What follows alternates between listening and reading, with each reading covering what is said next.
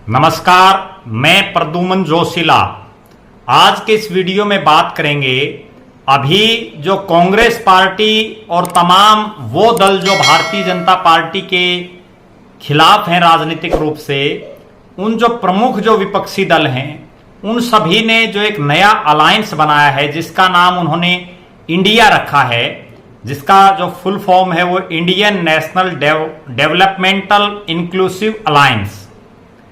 इस अलायंस में भारतीय जनता पार्टी और उनके जो कुलीग हैं उनको छोड़ करके बहुत से जो विपक्ष के दल हैं वो इसमें शामिल हैं। अगर हम बात करें आगामी लोकसभा चुनाव को लेकर के इस इंडिया का गठन किया गया है। लोकसभा चुनाव के बाद क्या सिनेरियो होता है, अगला जो विधानसभा चुनाव प्रदेश में होना है कुछ महीने बाद, वो एक अलग बात है। उस दौरान कैसे ये इंडिया में जो पार्टियां हैं वो किस ढंग से काम करेंगी, लोकसभा चुनाव में इस इंडिया में जितने दल शामिल हैं उनका क्या जो है, उनको कितनी सीटें हासिल होती हैं, उनका क्या रिजल्ट रहता है, वो तमाम उस दौर में आगे के जो सीन है उस पर निर्भर रहेगा। लेकिन अगर वर्तमान में बात करें, अगर इंडिया जिस ढंग से अभी जिस गति से विपक्षी दल उसकी लगातार मीटिंगें चल रही हैं और 2 मीटिंगें पहले बिहार में हो चुकी है, उसके बाद बेंगलुरु में हो चुकी है, अब मुंबई में होगी, तो अगर हरियाणा प्रदेश के सीन से देखें तो प्रदेश में मुख्य रूप से 5 राजनीतिक पार्टियां हैं जिनमें Bharatiya Janata party, Indian national Congress, आम आदमी पार्टी, इंडियन नेशनल लोकदल और जननायक जनता पार्टी। इनमें से 2 पार्टी सत्ता में हैं जिसमें बीजेपी और जेजेपी, इन दोनों का अलायंस है और दोनों ही एनडीए में शामिल हैं जो भारतीय जनता पार्टी के नेतृत्व में गठबंधन है।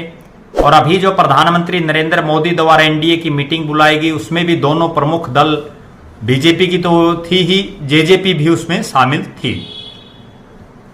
तो निश्चित रूप से 2 दल तो इकट्ठे चुनाव लड़ेंगे एनडीए में। दूसरी तरफ अगर बात करें बाकी जो 3 पार्टियां हैं जिनमें कांग्रेस, एएपी, आम आप और इनेलो, संभावनाएं ऐसी जताई जा रही हैं कि ये तीनों इंडिया के नाम से जो विपक्षी दलों का जो अलायंस होगा उसमें शामिल रहेंगी। आम आदमी पार्टी तो जो इंडिया के नाम से जो अलायंस उसकी मीटिंगों में लगातार शामिल रही है। इनेलो अभी तक किसी मीटिंग में गई नहीं है, उन्हें बुलाया गया है या नहीं बुलाया गया ये अभी तक कोई स्पष्ट नहीं हो पाया है, लेकिन ऐसी संभावनाएं हैं। और बार बार इनेलो के नेता अभय सिंह चौटाला और चौधरी ओम प्रकाश चौटाला ये सार्वजनिक रूप से बयान दे रहे हैं कि भारतीय जनता पार्टी को रोकने के लिए, बीजेपी जेजेपी को हराने के लिए वो किसी भी दल के साथ समझौता कर सकते हैं, किसी भी अलायंस में वो जा सकते हैं। और कांग्रेस के भी कई नेता दबी जुबान में भी और ओपनली ये बात स्वीकार कर रहे हैं कि इनेलो को भी इंडिया में आ जाना चाहिए। हालांकि चौधरी भूपेंद्र सिंह हुड्डा और उनके बेटे दीपेंद्र सिंह हुड्डा और कांग्रेस के जो पीसीसी के प्रेसिडेंट हैं उदय भान, वो तीनों ये खुले रूप से कह रहे हैं कि कांग्रेस सक्षम है प्रदेश में अकेले चुनाव लड़ने में। लेकिन आज के इस वीडियो में हम इस चीज का एनालिसिस करेंगे कि अगर ये तीनों दल इंडिया में शामिल होते हैं, कांग्रेस पहले से ही है क्योंकि वो इंडिया का सबसे मेन पार्ट है इस गठबंधन का, आम आदमी पार्टी और इंडियन नेशनल लोकदल, तो जो प्रदेश की 10 लोकसभा सीटें हैं उसमें इनमें कैसे समझौता होगा। मेरा निजी रूप से ऐसा मानना है कि इंडियन नेशनल लोकदल 2 सीटों पर दावा करेगी, आम आदमी पार्टी भी 2 सीटों पर दावा करेगी, जबकि कांग्रेस ये चाहेगी कि दोनों को 1-1 सीट दी जाए ताकि 8 सीटों पर कांग्रेस, 1 पर इनेलो और 1 पर आम आदमी पार्टी चुनाव लड़े और 10 की 10 सीटें ये इंडिया गठबंधन जीत जाए। अगर इनेलो और आम आदमी पार्टी को 1 भी सीट कांग्रेस ने नहीं दी तो लिहाजा कोई समझौते का तुक नहीं होता और कोई समझौता चले भी नहींगा। जो आम आदमी और इंडियन नेशनल लोकदल के जो कार्यकर्ता हैं वो अगर उनको 1 भी सीट नहीं मिली तो लिहाजा किस मुंह से वो कांग्रेस को वोट देंगे, ऐसा संभव दिखाई नहीं दे रहा है कि वो उस नियत से उनकी मदद करेंगे। तो लिहाजा 2-2 सीटें अगर ये मांगेंगे और 2-2 सीटें ही कांग्रेस ने दे दी तो कांग्रेस 6 पर लड़ेगी, ये भी संभव दिखाई नहीं दे रहा। मुझे ऐसा लग रहा है कि 1 सीट पर इनेलो और 1 सीट पर आम आदमी पार्टी और 8 सीट पर कांग्रेस लड़ेगी। अगर बात करें, जैसा लग रहा है कि इंडियन नेशनल लोकदल प्रदेश की 2 सीटों पर दावा करेगी, जिसमें उनकी पहली प्रायोरिटी कुरुक्षेत्र लोकसभा होगी और दूसरी उनकी सिरसा होगी। सिरसा इंडियन नेशनल लोकदल के जो सुप्रीमो हैं चौधरी ओम प्रकाश चौटाला, उनका गृह जिला है, लिहाजा सिरसा में वो मजबूत हैं।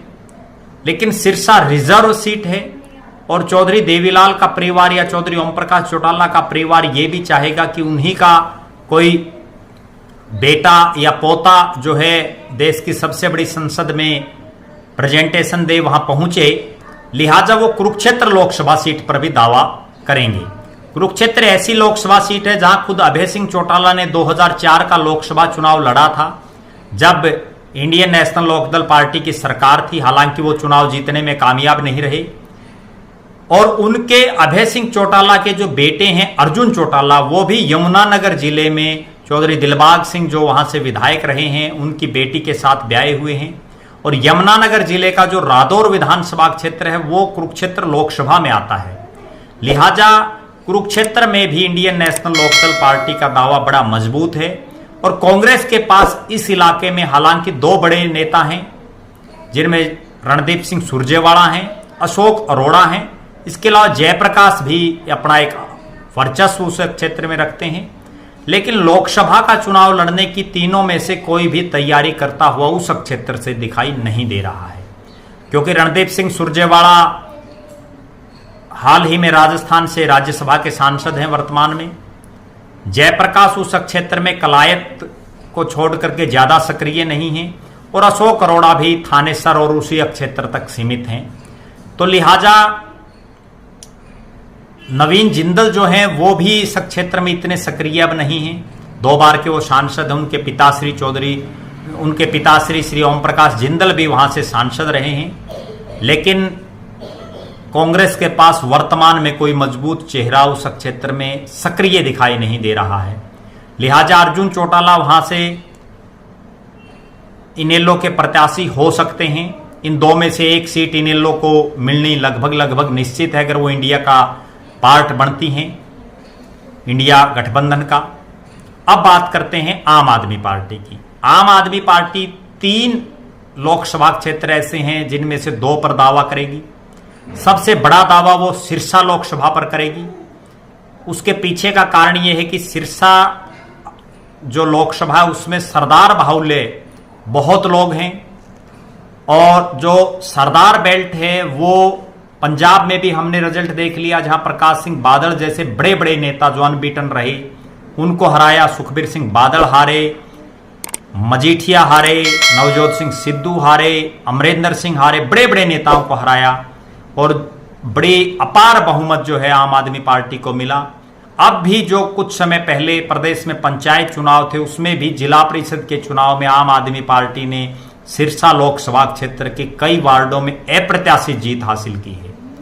दूसरी बड़ी बात यह है कि आम आदमी पार्टी की जो कैंपेन कमेटी के प्रधान हैं डॉक्टर अशोक तंवर, वो खुद सिरसा जिले से हैं। सिरसा लोकसभा क्षेत्र से वो सांसद रह चुके हैं, वहीं सिरसा में रहते हैं और उनका अपना एक खुद का रसूख है पार्टी के अलावा और पार्टी के वो बड़े नेताओं में शामिल है। लिहाजा उनको लोकसभा में पहुंचाने के लिए आम आदमी पार्टी इंडिया अलायंस में सिरसा पर दावा करेगी और सबसे बड़ा दावा उनका बनता भी वही है। अगर सिरसा में कोई आनाकानी होती है, सिरसा इनेलो के कोटे में चला जाता है या कांग्रेस के, चूंकि कांग्रेस के पास वहां कोई बहुत बड़ा नेता नहीं है, कुमारी शैलजा उस क्षेत्र से सांसद रही हैं, लेकिन शैलजा अंबाला से भी सांसद है और वो अंबाला से ज्यादा उनकी प्रायोरिटी है चुनाव लड़ने की। तो लिहाजा प्राथमिकता उनकी अंबाला है और यहां और कोई बड़ा नेता जो है कांग्रेस के पास नहीं है, तो लिहाजा आम आदमी पार्टी को यह सीट मिल सकती है। 2 ऐसी और सीटें हैं, गुड़गांव और फरीदाबाद, जो दिल्ली के साथ लगती है, एनसीआर क्षेत्र में आती है, जहां दिल्ली में चूंकि लगातार पिछले कई सालों से अरविंद केजरीवाल के नेतृत्व में आम आदमी पार्टी की सरकार है।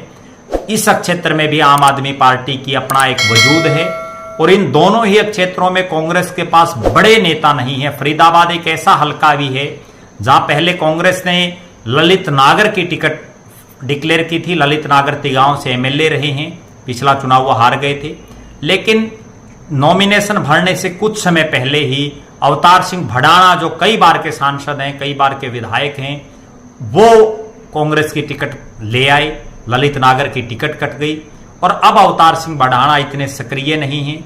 वो कभी मेरठ में सक्रिय हो जाते हैं, कभी पानीपत समालखा में सक्रिय हो जाते हैं, कभी राजस्थान में सक्रिय हो जाते हैं। तो उनका भी ये कोई तय नहीं है कि वो कहां से चुनाव लड़ना चाहेंगे। इसी तरह से गुड़गांव लोकसभा क्षेत्र में भी कैप्टन अजय सिंह यादव पिछला चुनाव बड़े भारी मार्जिन से हार गए थे और जो है कप्तान अजय सिंह यादव एक चेहरा हैं उस क्षेत्र में, लेकिन चूंकि भूपेंद्र सिंह हुड्डा के साथ उनकी उस लेवल पर नहीं पट पा रही कि उनकी इतनी खुली तौर पर वो मदद करें, उनके अलावा कोई और चेहरा उस लोकसभा में दिखाई नहीं देता। तो लिहाजा इन 3 में से एक सीट पर आम आदमी पार्टी चुनाव लड़ेगी।